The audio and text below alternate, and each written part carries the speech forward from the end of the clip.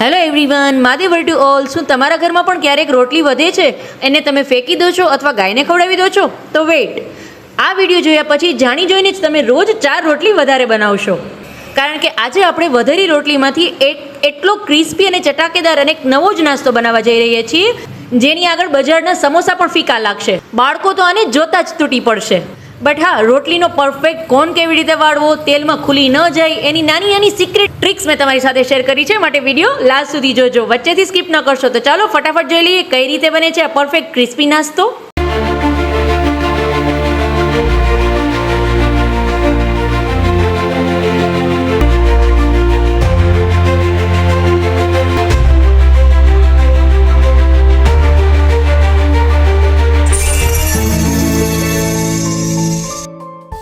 એનું સ્ટફિંગ બનાવવા માટે સૌથી પહેલા હું બાફેલા બટેટાને આ રીતે એકદમ સરસ એની છાલ રિમૂવ કરી અને આ રીતે પીસીસ કરીને લીધા છે.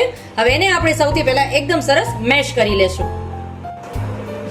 હવે મારા મેશ બટેટાની અંદર હું મીડિયમ સાઈઝની એક ડુંગળી છે ઝીણી સમારીને લીધેલી છે, એને એડ કરું છું. 1 ચમચી જેટલો કાશ્મીરી લાલ મિર્ચ પાવડર એડ કરશું. અડધી ચમચી જેવો ગરમ મસાલો એડ કરશું. 1 ચમચી જેટલો લીંબુનો રસ એડ કરશું અને સ્વાદ પ્રમાણે મીઠું. મારા બધા મસાલાને સ્ટફિંગની અંદર એકદમ સરસ પહેલા મિક્સ કરી લેશું.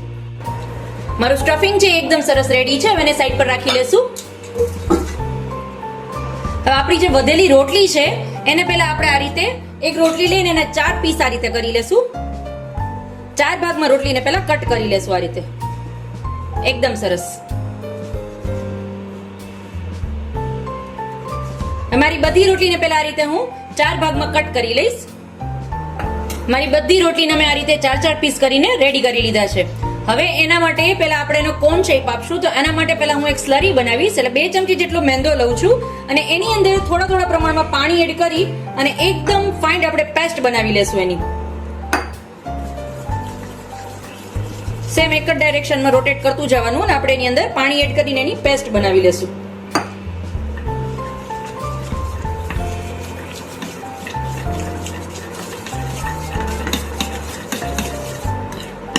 હવે આ જે પેસ્ટ છે જે મારી થીક છે, ઘણી થીક છે, એટલે આને હું લિક્વિડ પોર્શનમાં બનાવીશ. બહુ લિક્વિડ પણ નહીં અને બહુ થીક પણ નહીં. હું તમને બતાવી દઈશ કે કેવી કન્સિસ્ટન્સીમાં તમારે પેસ્ટ બનાવવાની.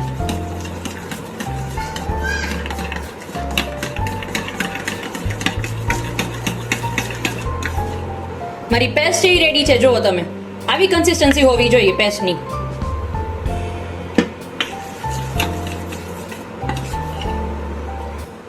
હવે બધી રોટલીને આ રીતે પહેલા આજે એના પડ અલગ થતા હોય એમાં વચ્ચે પહેલા હું આ રીતે પેસ્ટ લગાવીશ મારી.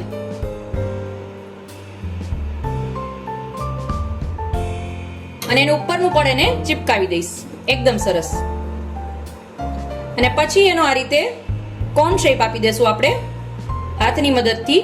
હવે એના માટે પેલા ફરતી કિનારીને આ રીતે હું સરીથી ચિપકાવી દઈશ અને આને ફરતી પછી આ રીતે હું કોન શેપ આપી દઈશ આ રીતે. જો તમે એકદમ સરસ મારો કોન બની ગયો છે. સેમ આ જ રીતે બધાને હું કોન વાળીને રેડી કરી લઈશ. સેમ આ જ રીતે આ રીતે હું ચિપકાવીને બધા કોન વાળીને રેડી કરી લઈશ.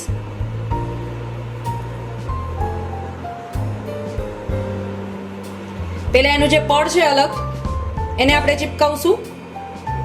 બીકોઝ આપણે ઠંડી રોટલીનો યુઝ કરીએ છીએ એટલા માટે આ રીતે 2 પડ અલગ હશે તમારી પાસે. બટ જો તમે ગરમ રોટલીનો યુઝ કરો છો તો આ રીતે 2 પડ તમારે નહીં થાય, એટલે તમે એ ચિપકાવશો નહીં તો પણ ચાલશે. ડાયરેક્ટ આ જ રીતે તમે ડાયરેક્ટ એને ચિપકાવી દેશો તો પણ તમારો કોન છે એ એકદમ સરસ વળીને રેડી થઈ જશે.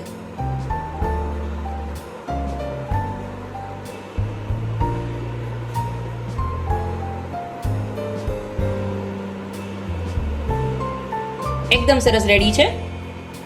આ જ રીતે હું બધા કોન પહેલા બનાવી લઈશ. મારા બધા કોન મેં એકદમ સરસ વાળીને રેડી કરી લીધા છે. જુઓ તમે, એકદમ સરસ મારા બધા કોન વળાઈને રેડી છે. હવે એની અંદર આપણે આપણું સ્ટફિંગ જે રેડી કરેલું છે એને ફિલ કરશું. આ રીતે ચમચીની મદદથી સ્ટફિંગ લઈ અને અંદર આપણે એને ફિલ કરશું.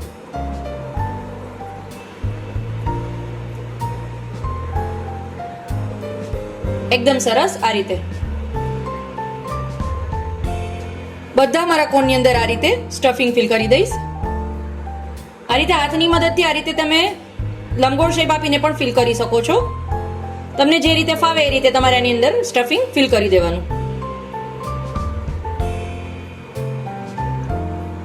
બધા કોણ આ રીતે સ્ટફિંગથી ફિલ કરી લેશું આપણે.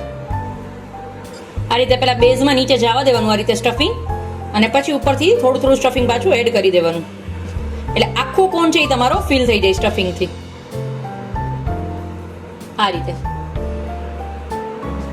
બેઝમાં પહેલા થોડું સ્ટફિંગ જવા દેવાનું આ રીતે, અને પછી ઉપરથી આ રીતે ફૂલ સ્ટફિંગ આપી દેવાનું. આ બાળકોને લંચ બોક્સમાં આપશો ને તો પણ લંચ બોક્સ ફિનિશ થઈને આવશે, બીકોઝ એટલું ટેસ્ટી લાગે છે. મારા બધા કોન છે એ એકદમ સરસ રેડી છે. જો સ્ટફિંગ ભરીને એકદમ સરસ બધા કોન મારા રેડી છે. હવે આપણે આને ડીપ ફ્રાય કરી લેશું. હવે આને જ્યારે ડીપ ફ્રાય કરશું તો ડીપ ફ્રાય કરતા પહેલા શું કરશું, આપણી જે સ્લરી આપણે રાખેલી છે એમાં હું ઉપરનું જે આ મારું સ્ટફિંગ છે ને આ રીતે હું આમાં ડીપ કરીશ, એટલે એકદમ સરસ એનાથી કવર થઈ જાય. એટલે મારું જે સ્ટફિંગ છે એ એકદમ સરસ રેડી રહે. એના માટે હું બધા કોનને આ રીતે હું મારા સ્લરીની અંદર ડીપ કરીશ ઉપરના પડને, અને બધા આ રીતે ડીપ કરીને રેડી કરી લઈશ.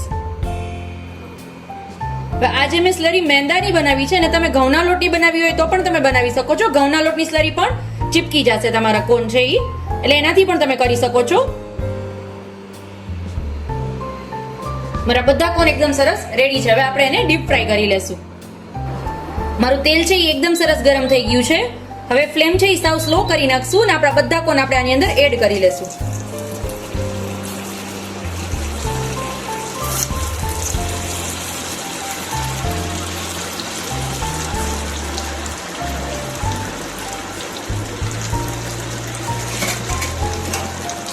એક ટાઈમમાં જેટલા કોન સમાય એટલા તમારે એની અંદર એડ કરી દેવાના. અને આને એકદમ ગરમ નહીં, મીડિયમ ગરમ તેલમાં આપણે એકદમ સરસ ક્રિસ્પી ન થાય ત્યાં સુધી ફ્રાય કરી લેશું.